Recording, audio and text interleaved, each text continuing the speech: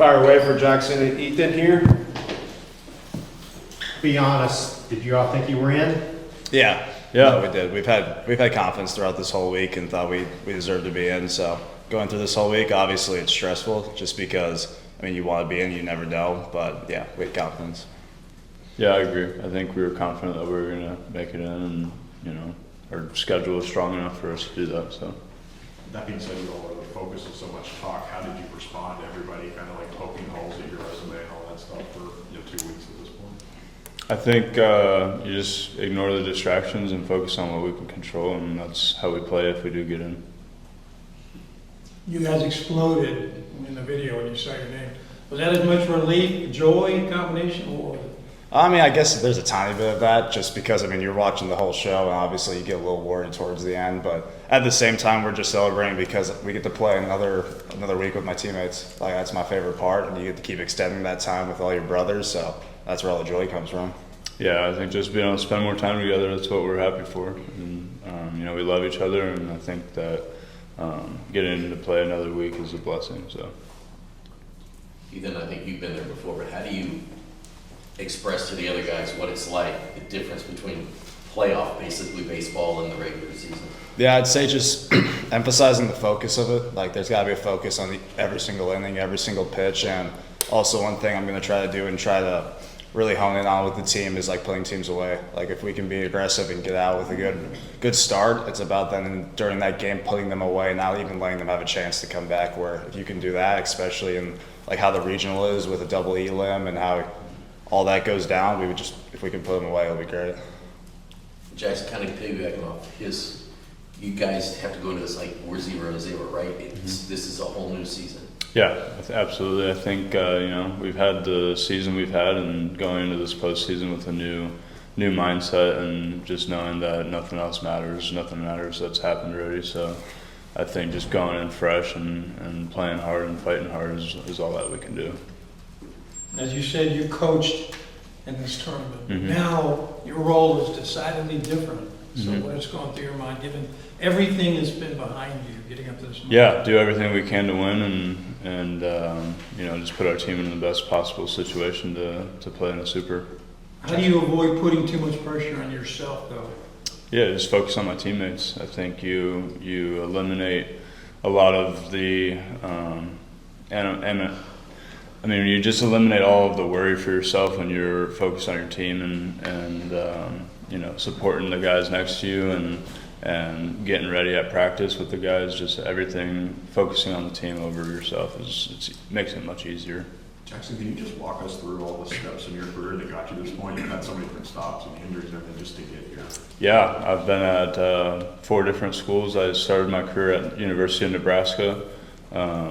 Transferred to a junior college after that, played there for a year, and then went to the University of Houston, played there for a third of the year, got hurt, tore my UCL, and got elbow surgery and kind of was sitting at home doing not much, and I got drafted that following summer, and didn't sign with the team that drafted me, and so I was looking for a new college to play at, and kind of enforced my will a little bit, and was texting Coach Kuzy on Instagram, and just showed up here and forced him to kind of take me on a visit, and then it all worked out, and I'm now at my home. So you came without a visit scheduled? You just came to license? Yeah, I just drove here, got in my car and drove here because it was kind of a weird situation because the portal was only open for so long in December, and so I kind of was late into getting into it, and I was only in it for about a week, and so it was kind of a weird situation because I wanted to come to a school at that semester so that I can kind of incorporate myself into the program, so it was kind of weird, and I think Kuzy was like, what is this? And then I got in my car and drove up here and kind of made him take me on a visit, and it all worked out. Yeah, blocking out distractions and dealing with criticism, that has to be difficult. At what point in this season did you feel like that was kind of building up to a point?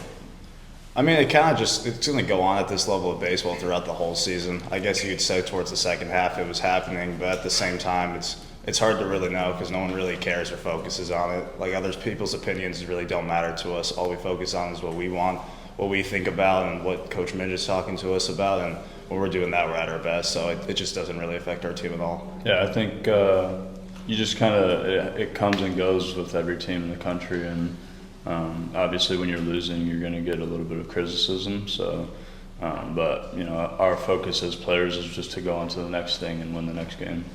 One of the things the committee chairman said last night was that you guys went 15-9, I think, against teams in the field. Does that give you a certain degree of confidence going in that you can compete with anybody in this? Yeah, definitely. I mean, I think we're the best team in the country, and it shows with that stat that we can beat the best teams in the country. So it just goes to show that no matter what, we can compete and we'll be there. And then when we are there, we're going to get the win. Yeah, just confident in playing anybody. I think we've had some hard losses, but you know, I'm just going into every game with a new mindset and knowing that we can beat those high-level teams is definitely good for our team. What do you think about the region itself? Have you been able to look into the other teams yet? Yeah, I think it's going to be a fun one. You know, obviously West Virginia, we've played them quite a bit, and so it's going to be fun and a lot of high-level baseball going on. Yeah, I agree. I haven't fully got to dive into it a ton, but I know the teams that are in it. I'm really excited. I think it'll be a good competitive regional. Yeah, I've pitched against Binghamton before and know that they're a good squad too, so I think it'll be fun. Wake Forest, obviously, a good baseball school, so yeah, we're excited. Jaxon, watching in Hoover, it looked like your back was bothering you a little while now. You're getting your arm massage after. Are you feeling all good now? Yeah, I feel a lot better. I think, you know, it was a long week prior to that, and my body was kind of fighting itself a little bit, but yeah, I feel a lot better now. Ethan, if you're the coach, where do you put that guy into the rotation? Oh, wow. I'd say either the first or second day. I mean, obviously, in a normal season on the Friday night, obviously, he's the best pitcher in the country. In a regional, I mean, you got to win the first and second game, but I mean, you win the second game, and no matter what, you got to win that. So just wherever, too, he's going to help the team out the best. Like, wherever he can make most of his impact and he can get out there and do his thing. Yeah, we haven't talked much about it yet, but I think just wherever the team needs me, I'm there to pitch, so. Ethan, I'm thinking of the South Carolina Sunday game, you know, I lost the first two, and you had to come back and win that one. And it seemed like from that point on, you all were a little bit more aggressive, and it just seemed like a different team a little bit. I know that was a shade-to-head weekend as well, but was that a little bit of a turning point that weekend?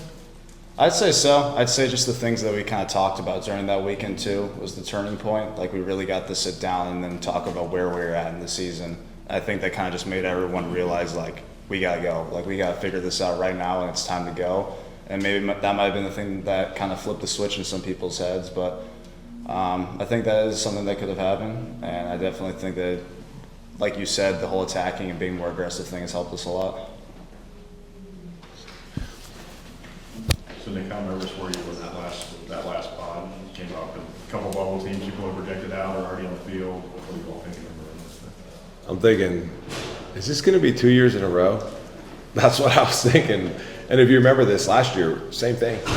Literally, same thing. And, you know, they did the formatting different this year. They went 1 through 16 to where they would do it in years past where you paired up. So if you remember, we were at Clemson last year, and I felt good about it. I told the guys, even at that South Carolina, you just heard the guys talking, we met that morning of that third game, and Jason Cummings, who's a dear friend of mine, works for Horizon Performance. Years ago, he taught us about an azimuth check and what that was. And so I basically sat the team down Sunday morning of that South Carolina series, and I just said, hey, we need to stop and pause. And I told them about how my sense of direction is awful, terrible. I've lived in Lexington now for 12 years. I still use Google Maps around our city. That's how bad it is. And the guys are like, I'm like, yes, my wife never turns it on. We're in the middle of these back road communities, and then all of a sudden, pow, we just pop up on Nicholasville Road. And I'm like, how did we get here? And so for me, there's times where you have to check. And what Jason taught me years ago was that you have to stop and pause to make sure that your current location is headed towards your intended direction. Your current location is intended to your current direction. And I asked our team that morning, and I just said, hey, are we heading down the right road right now? Yes or no? Unanimous. Everybody says, no, we're not going down the right road. And I said, so in life, this is about life too. When you're heading down the wrong road because maybe you've made a series of decisions or you haven't performed or whatever it is, you can paint the scenario in your life. What do? Do you just keep going down that road, or do you turn and go another direction? And they go, you turn and go another direction. I go, we have to change. We have to turn and go another direction. If we keep going down this direction, when we get to May and it's time for the postseason, we will not be playing. Like it's over. And what I've learned from being a leader is there are times where you have to give your players the brutal facts and you have to accept the current state of your reality. And that's what we did that day. And I told him a story about me fishing with my buddy Pose. And we loved to fish. We were in his boat when we were in high school, and we were back in the mangroves of Pine Island, Florida. And the tide has gotten it started out really high and it got super low, and we're back and we're fishing for snook. And if you've ever fished in the mangroves, they all look the same. Well, after about an hour of fishing, the tide started going out, and we started to push the boat, and we looked at each other and we're like, do you know how to get out of here? And before you know it, we were lost. And we heard cars coming down a road, and we found our way to this road, and we pulled the boat up, and he got out, had to hitchhike and get somebody to drive him to his house to get the road. And then we had to look at a map, and we had to find our way out of that mess. And I'm like, if we're not careful and we don't handle our business from this day forward, we're going to be like me, lost in Lexington, lost in the mangroves of Pine Island, Florida. It's time to make a change. And to the players' credit, they did it. And we've played as well since then as we've had all year. I promise the answers will not be that long. But that was a great question, John. Thank you. Nick, I remember it was around that time that you also laid out the numbers for the team, how many wins they needed. Numbers-wise, they just barely made it. But in looking back and reflecting, how do you think they were able to process that? The thing I appreciate about our team and our student athletes is we have a saying in our program, the standard is the standard. And you don't budge or you don't come off of it. It is what it is, right? And I told them that based off of our record, if we could get to at least 13 wins, I felt good about us having a chance to continue in the postseason. Now, those of you that have been around our program and they understand, like every day we take batting practice on the field, for example. We're charting every swing. They get a plus or minus. And on the last round of their batting practice, they ask whoever's charting, what is the game demand? And they know in that round they only have 4 swings left, and will say, hey, 2. The game demands you to execute 2 more times. And if you do, you meet the standard for that day. So they go through this every day. With our pitchers, we make them, you guys know this, we make them earn all their gear in the fall. And it's like their standard is, hey, you have to execute this many pitches, whatever we decide that day. And they know it. And you have to meet that standard. And if you do, you get to earn your gear. And if you do, in this case, you get to keep playing. So they knew that. And like we have been preparing them for that. And to your point, they met it and they got rewarded. Yeah. What would you say about your team's overall health right now? And is there anything new with Braxton going into this? Mm-hmm. So Braxton actually had surgery last week, and the doctors said that they felt like he would be available this weekend. So we'll see. But right now, outside of him, Duffy, obviously, we lost him for the year, but this is as healthy as we've been. And we anticipate to have Braxton. So we're back fully healthy. And I complimented this team. Those of you who have been following our program for years, you guys know this, but injuries are a part of every season. Every team that I've been a part of have had injuries. Now, are they injuries that cost you a week or two, or do they cost you the season? And if you remember in 2018, that team was amazing. We had a series of injuries from pitching to the positional players, that quite frankly, that team, we couldn't overcome it. And we fell short. In 22, that team had a series of injuries. And if you remember the run, we went into postseason. We made the most historic run any Kentucky team has ever made. It was the furthest a 12 seed has ever gone in the history of the SEC tournament, but we just fell short. In 23, we were fully healthy, had everybody available at the end of the year. We made a super. In 24, we had everybody healthy. We won the SEC. And we made it to the College World Series. Last year in 25, at the end of the year, we had every player available, made a regional final. This year, it was crazy. You followed it. And what I didn't do during the course of the year was make excuses and explain why. But you better believe I made it really clear to the committee that Nate Harris, who was our Friday starter last year, and he got bumped to the Saturday role because of Jaxon Jelkin. Nate Harris missed 3 SEC starts.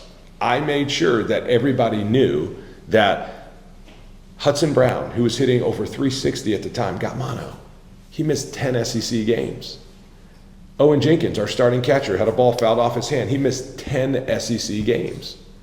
So I made it real, and there was others, but I made it really clear that, hey, listen, like, this is what our team was. And by the way, yes, we won 13 games in our league. We never got swept. And we had 5 one-run, series-deciding losses. Right in that stretch, when all those guys were gone. I'm like, if we have our team that's fully healthy, guys, we're 5 plays away from 18 SEC wins and 7 series wins. 5 plays. This is not a deal where it's like we're miles away. So I just made it really clear and made sure that everybody that I could knew that, hey, listen, we're not, but we're healthy now. Hudson's back, OJ's back, Nate's back. Nate was up to 97. He hit a PR this weekend in our scrimmage. 97, up to 97. He's fully healthy. He went 3 innings. We built him back up. He went 3 innings against Arkansas, gave up 1 run. We're back. We're back. And I believe that makes our team that much better. Yeah, we heard Jackson's take on his visit and his trip here. How did that play out from your perspective? What do you remember about that? You know, when Kuzi brought him in, and I got to know the story and the history of Jackson, like I like to do with all of our recruits. I like to meet with them face to face and sit down. And Jelk and I met one-on-one. And for whatever reason, one of my gifts is an intuition on people. And I have a lot of weaknesses. But anybody that's ever been in our program, you have covered it. Anytime you've ever met with any of our student athletes, our staff, I get the compliment all the time. And when people come on visits, when they see, my favorite thing about Kentucky is the people. And that starts with Mitch Barnhart. But when you come inside of these walls, this facility is amazing. It's beautiful. But my favorite part is the people. And have I missed before on someone's makeup? Absolutely. But with Jaxon, when I sat down and just got to hear his story and just to hear about from him as a child, all the things he had to overcome, to his experience in college at these other stops. And like, when I got done meeting with him, I'm like, I want this guy. Like, I'll do whatever it takes to get this guy. And I can tell you this, I was right. I was right. And the job that he has done for us, the way he has like served, even a year ago, he sat out there at first base and coached first base for a whole season. He wants to be a coach when he's done. And I said, Joe, that's going to be a long time from now. Like, you're pitching in the major leagues. Even this weekend, even this past week, we go down to the SEC tournament, and he had all his throwing had been done, and we needed some help with our outfitters catching up. He's like, I'll do it, and he's over there. We scrimmaged this past weekend. He's coaching first base, and I'm like, dude, back up. Like, you can't get hit by a foul ball. But yeah, I was right. I was right about him, and I was happy to see him get honored as the second team All-SEC starting pitcher. I personally would have picked him first, but I was right, and boy, am I glad we have him. How unusual is it to take a transfer mid-season? Oh, very. Yeah, very. And, you know, typically those guys aren't sitting in the portal, but because he had an injury, it made it possible. And to his credit, like you heard him say, he wanted to get into and really weave himself into the team. And for us, that was going to be good too, to see how he would mesh. Because quite frankly, if he didn't mesh and he didn't like it, all of us could have easily have parted ways. But it was so obvious that he was going to thrive in this environment, and he's earned the respect of everybody inside our program. And I heard someone say one time, matter of fact, John Maxwell, the way he defines success is the people that know you the best, love and respect you the most. That's success. The people that know you the best, love and respect you the most. That's true success. And for me, the people that know Jaxon the best, the people in here, we all love and respect him the most. He made it sound like he said, I got in my car and drove up, like he just presented himself, like he forced your hand. Was that how accurate? I love that he viewed it that way. The whole time I'm like, please, this better work out. I mean, this is an unbelievable arm. But yeah, and listen, some of the best players we've had in our program have recruited us. Sean Harney is one of them. I mean, think about what he's done. He helped change the direction of our program, with others. But some of our best players actually recruited us. And he told me that day in my office, I'll never forget this. He's like, Coach, I live in Omaha, Nebraska, and I go to the College World Series every year. I've gone every year as a kid. All I've ever wanted to do was pitch in the College World Series. And he's like, I believe that we can do that here. And he watched it, and he's like, I want to be part of this program. So he was already saying we? Yeah, oh yeah. Like, by the time we got there, and it was like, yes. Yeah, he's amazing. Amazing story. Glad he's a Wildcat. Yeah. Nick, what do you like about this regional, how it sets up Wake Forest and a potential matchup with West Virginia? What I've learned over the years is they're all hard. So I like the fact that we have really good teams. I told our team yesterday, I'm like, hey, this is an opportunity to win a really good regional. And I said, not to get too far ahead of ourselves. I was like, but when they announced this and we celebrated, I didn't even hear who we were playing. And then I learned it was Wake Forest. Great deal of respect. Awesome program. I said, but then I realized also, who are we paired up with in the Super? Okay, number one, UCLA. And I just said I would have no other way than the hardest. I want to play the best teams. And in our region, and in the tournament alone, those are the best teams in the country. So it's I want us to have a path where we have to play the best teams. And regardless of the regional, they're all the best teams left in the country. So I just told them I embrace this, and I'm looking forward to the challenge. And I want them to also. What can you tell us about the ballpark itself? Is that conducive to how you guys play? Good question. Reached out to some scouts yesterday to get a feel for that. I can tell you that down the lines are, I think it's 325, 375 gaps, 400 in center. Very similar to our ballpark. I checked the wind. I've already checked which way the wind's going to go. It's going to be beautiful. It's going to be high as 78, lows of in the 50s. So it's going to be 72 to 73. The winds are going to be 6 to 7 to 9 mile an hour. I'm going to blow a little bit out to right one day, a little bit out to center the other. So you know me, John. But I've checked it, and from what I hear, the ballpark plays fair. And there are some other ballparks right now in these regionals that don't play this way. But the ballpark does play fair. It's AstroTurf, has seating capacity of 3,500. There's going to be a little tight on parking. They've got a plan for moving the buses. West Virginia logo right in the shallow center field with their state edged out in it. So. Will any of those? Hope that answered your question, John. That was like. Will any of those very detailed specs help you determine your pitching rotation? No. We'll dive into that as we learn about all the teams and things like that. But I believe the ballpark will play fair. Teams change from year to year, but you have some history with West Virginia. Does that help, just knowing the style that they kind of play and stuff, even though the players change? Yeah, that's a good question. And Jeff, the NCAA allows us 2 games in the fall. And they were one of the teams we played this fall. So we got a chance to see them. And this is what I know. Anytime you host a regional, or if you make a regional, you have a balanced team. And that's what they have.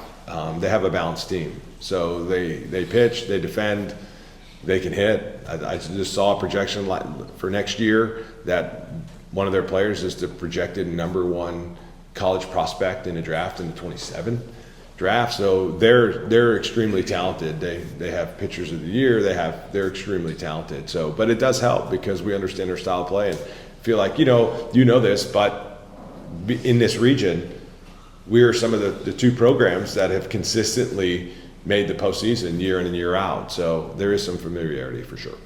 Nick, not that you need to prove yourself to anyone at this point, but the fact that there are critics who don't think you should be in the field, does that provide any extra motivation for you and your players? No, not at all. And I shared this with the team yesterday. I said, when I got hired here, I reached out to a lot of people and sought out advice. And you guys know this, but there's only 16 of those chairs in my office in the country, and there's a lot of people that want to sit in that chair. And it's been well documented. Prior to coming here, I had 0 head coaching experience, none. Like I was never a T-ball, a little league head coach, never a summer ball, a travel. Mitch Barnhart literally hired a guy with 0 head coaching experience. And that first year's team was able to do something that no one's ever been able to do and make a super regional. And as a result, I was named the SEC National Coach of the Year, which is next to impossible. That's by the grace of God, and you have really good players. And I sought out, and the reason why we were able to do that is because the players literally just decided that this is what we're going to do. But in that process of getting hired here, I sought out, as I mentioned, a lot of advice. And one of the best pieces of advice I've gotten was from somebody I trust and love with all my heart. And he said, Nick, take everything personal as it relates to your program. From the way the facility looks, the way their uniforms look, the way your players interact with the fans, the way they treat their professors, the way they treat women. Take all of it personal, like everything that they're showing on time to class, like what they do and how they give time in the community, the way they interact. Like take everything personal, everything, Nick, except other people's opinions. Don't take it personal. So I choose to not take those other people's, with all due respect, they all have a job to do the same way I have a job to do. Is that hard? Yes.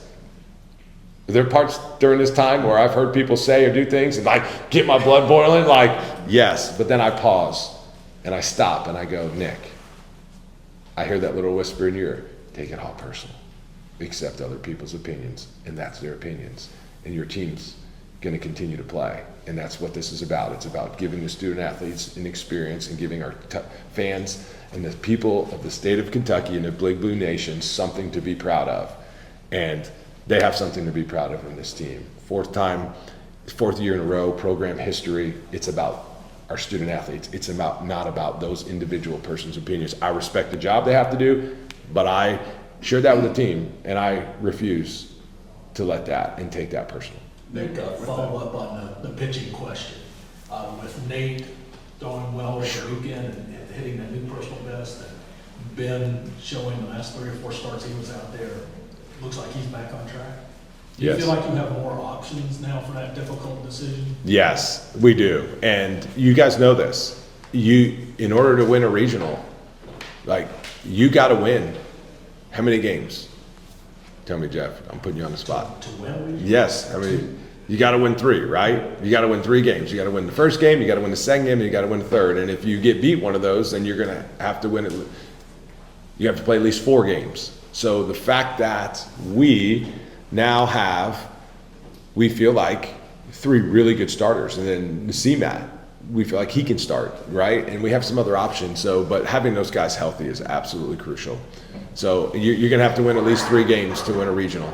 And if you lose, I told them, in our 3 super regionals in program history, 3 supers, we've had to come out of the losers bracket, which means you have to play a doubleheader on Sunday.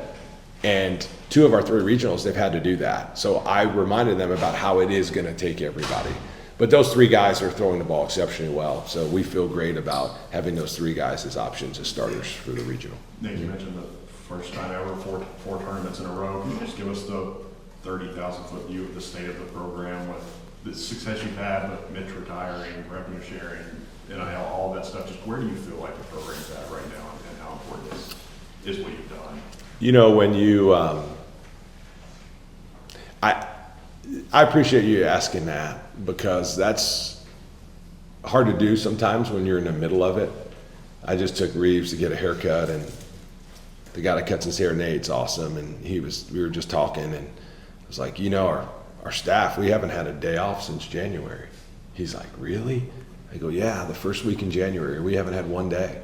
Like, we have just continued to work and work and work and work. And he's like, sometimes people I don't think realize that. And I said, hey, I'm not complaining. Like, we signed up for this. This is awesome. But the amount of time, effort, energy that goes into this, it is remarkable. Not just by me, by the staff. The players obviously have had days off. Under NCAA rules, you got to give them days off, right? But we still work. We still work. And there's been a lot of people in these offices behind me and in this facility and outside that work for Kentucky that have really done so many amazing things to put us in this position. This doesn't happen with one coaching staff. Like, it truly takes a village. How are we able to do things? You walk in this beautiful facility, somebody invested in that. Mitch Barnhart made this possible. When you go out there and you watch our fans and you see the home field environment, that all that happens, but that all comes at a cost. And it's cost us a lot of time. And that's a lot. That's one of the greatest gifts you can give someone or something is your time, because you can never get it back.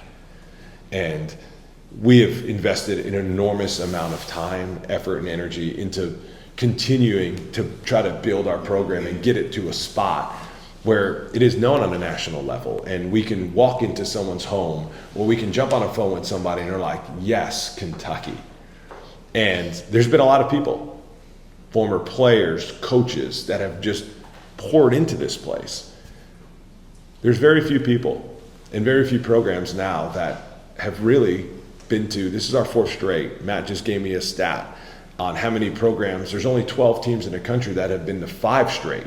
There's only 12 teams. There's over 300 Division I programs in the country, and there's only 12 that have been to 5 straight.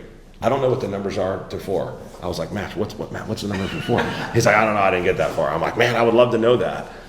I do know that over the last 3 years, Kentucky has 12 postseason wins. That's good for 4th in the conference. We're in the same conversations as LSU, Tennessee, Florida, and Kentucky. Those 4 programs have the most postseason wins the last 3 years. And, that's saying a lot, because we have 6 times more than some programs out there, 4 times as many as some names that are well-known programs in the baseball world. So for us to be in that company, just thankful.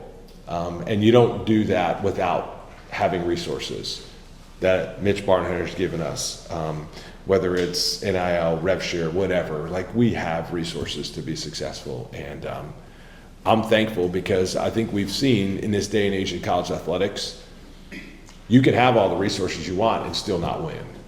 And to me, it just keeps coming back to the people in our program, the coaches, the staff, and the players. The way, when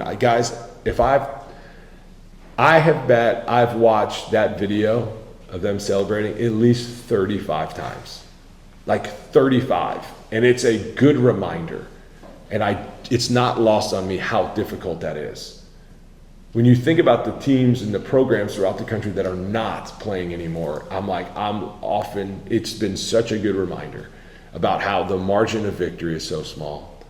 And for our program to be in this spot, I'm just thankful for all the people that have even made this possible, because it's extremely hard. And you guys know that. You follow the league, you follow the rest of the country. So I'm thankful. Nick, speaking of being thankful, there's times it seems like your bullpen, each guy has been almost untouchable, and the same guys at times can't throw strikes. So how do you feel about your bullpen? Have you had to reevaluate it going into the postseason? Yeah, this past week has been really good for our team. Amazing for our team. And in our program, we talk about feedback and how if you ask any of our players, I'm 100% confident. When I say 100%, you ask any player at any given time and you say, hey, what is feedback? 100%. They would say, feedback's the breakfast of champions. They'll get it. They'll get it. Well, during this time, we didn't get a chance to obviously keep playing in the SEC tournament. So I've coached this team harder than I have all year. And I've just been on them. But also, I've challenged them. to give each other feedback. And during the fall, we have scrimmages and they give each other feedback. Like literally, they stand up right there in front of their teams and they give them feedbacks, what they did well and what they need to work on. To hear our team speak about what they did well, what they need to do different. Hey, when you do this, when you do that. And our positional players gave our bullpen arms some amazing feedback this week. Amazing. And quite frankly, this past weekend, some of our bullpen arms threw as well as they've thrown all year. But it's very rare in the middle of a season you can just have a pause and just play a scrimmage. Because usually you're getting thrown out there in the line of competition. And some of our bullpen arms threw as well, and some of them, I think we had 3 different guys hit PRs in velocity for the whole season. They were able to take a deep breath.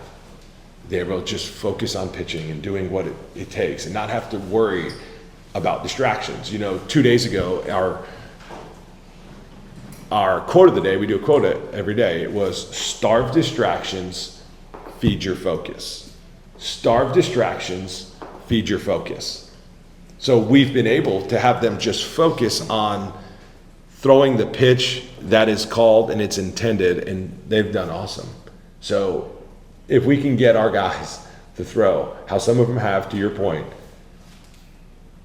in their better outings, if we can get them to throw like they did this weekend, it'll be really good for us. Yeah. Nick, when you look at this resume that was good enough to get in the NCAA tournament, obviously you knew what you're getting into in the SEC, and you're always very complimentary to the teams you play. But at what point this season, whether playing them or after, did you kind of realize that St. John's and the Citadel could also provide those NCAA tournament resume boosts for you? You bring up a great point, and coming into this season, we had over a 3-year period, we had the average of the 8th best RPI in the country. So over the last 3 years, we ranked 8th. When you took our 23, our 24, and our 25 RPI, and we had the 8th best in the country. Again, unbelievable accomplishment. Like, you're talking about the 8th best, over 300 teams in the league, in the country. With that said, in order to do that, you have to have an extremely difficult schedule. Like, you have to challenge tough, and you have to play really good teams. So every year, if you look at our schedule, UNC Greensboro, at the time we hired them, they were expected to finish the top 2 or 3 in their league, and they still had a nice year. Evansville, they were in a super 2 years ago. Like, remember, they were in a super regional. We hired us, we set up a super regional team. And then we added the Citadel somewhat late, and just watching what they had done the year before and the trajectory of their program, it was like, yes, this is a no-brainer. Like, wow. And after playing them, we're like, we thought they're going to win their conference. Like, we thought they'd win the regular season. That's how good they were. And so none of us were surprised when they won their tournament. And then St. John's, you look at our games, they played us close. It reminded me a lot of how Indiana State in 23, we just had 3 close games, and so I'm like, man, they're going to have a chance to win. Like, they're good. So, and then as the season goes on, it's just like, hey, did they just play good when they played us? Or it's like, because a lot of times it's when you catch a team. So going through after the non-conference, we're like, hey, I feel good about this. Like, I feel good about how well these teams are going to play. And I'm thankful it played out well because, in our schedule, you guys know this, but we went 7-0. We played 3 conference champions, the Citadel, the SoCon tournament champions, St. John's, the Big East regular season and tournament champion, and then Miami of Ohio was the MAC champion. So we had 3 in our non-conference alone, 3 conference tournament champions or regular season champions, and we went 7-0 against them. So that, there's no doubt in my mind, that certainly helped. Last week at this time, a lot of people thought the season was over. Now you get new life. How dangerous is your team? They're ready to play. Like, I will say that. And this week of preparation, I'm telling you, we've had an amazing week of preparation. We've had some real good, fair, honest conversations about you just get to sit and watch. You get to keep playing. Like, how it's not a good feeling. We expressed like, hey, like the SEC tournament, you guys been following? Like, yeah, we've been watching. I go, yeah, because we lost. We lost in the SEC tournament. So now we just get to watch. Like, I don't know about you guys, but I'd rather be playing. So I'm like, yes, we need to like, and when you win, guess what? You get to keep playing. And when you lose, you get to watch. I'm like, what do you guys want to do? I want to play. I'm like, me too. Then this needs to be the best practice. The level of focus needs to be locked in. And so I would tell you that we have a focused and hungry team right now. Nick, kind of off topic a little bit. What did you think about the first kind of experiment or experience with the ABS? Loved it. Like, loved it. And people ask, like, hey, what was it? What is it about? I'm like, loved it. Here's what I loved. Number one, we got to call right. Number two, it gave immediate feedback to a huge group of people. Number one, the home plate umpire. I love the fact that the home plate umpire actually got experience, like got to really just sit there and just immediately get feedback. Because, you know, a lot of we have the best umpires, but normally they have to wait to the end of the game, and usually the next day till they get to see their report, they get to watch the video of their pitches. So for them to be able to just look up on the board and go, aha, they're learning. And to the umpire's credit, before it was just a TrackMan strike zone. Well, all the players were measured. So the strike zone was what it should be to that person. So the shortest guy in our lineup versus the tallest guy in our lineup, they did not have the same strike zone. It was based off of the height of their body. So I love the fact that they got to call right. The umpires and our catchers, and you could go back the next half inning and watch video. So the pitchers, the catchers, the positional players could all watch and see, and like they got to learn the strike zone. And then I love the fact that they gave us 3 because like we hadn't practiced it. So like we had 3 options. So yeah, I thought it was a great thing. And I'm just thankful that we are part of a conference, and Matt Boyer in our league office, the amount of time, effort, and energy that went into that, to pull that off was pretty amazing. And I just love the fact that we're on the forefront of all the changing rules and all the things that go into what we're doing now with our video replay. And it's amazing. So I'm happy that we're a part of a conference that can do that. 1 or 2 more if anyone's got one. On that same line, I mean, obviously you have to have a good memory to be a high-level college athlete, but for your hitters, how beneficial was that to go see the video right after while those pictures are still fresh in their mind, say, hey, this is what you saw, this is where it was, and they can kind of compare and keep going from there. Yes, and you have to value the communication. So the guys were able to, you could just see the pitch. Like you didn't get the video of the guy's delivery or anything. You just kind of saw what you on video replay, where you can just like see where the pitch was.